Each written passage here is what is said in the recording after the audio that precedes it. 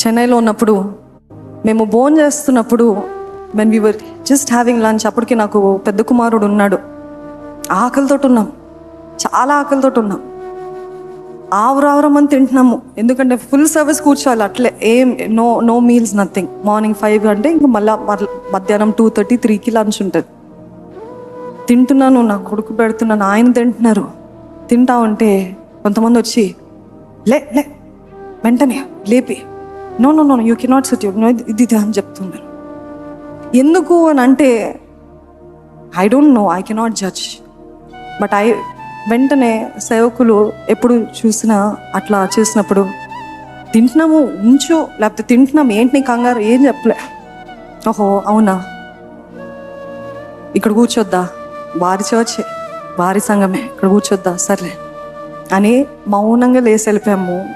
ఆ రోజు నిజంగా నేను దేవుని సన్నిధిలో చాలా ఏడ్చాను. నీ సేవకే కదా ప్రభా, నీ పరిచర్యకే కదా ప్రభా, వాట్ ఈస్ దిస్? ఆయన కూడా మాట్లాడలేదు, నేను మాట్లాడలేను, ఆయన కూడా ఏమనట్లేదు. ఏంటిది అని అంటే ఇప్పుడు అర్థం కాలేదండి. ఈరోజు దేవుడు మన సంఘస్థులు మేము పంపిస్తాం అని పంపిస్తున్నప్పటికీ కూడా మేము వద్దు వద్దు వద్దు అని అంటున్నాం.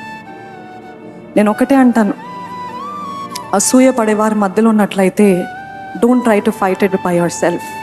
There is a god who will honour you at the right time. Amen. దేవుడు హెచ్చిస్తాడండి. దేవుడు హెచ్చిస్తే ఎవరు ఆపగలుగుతారు? Just wait and watch.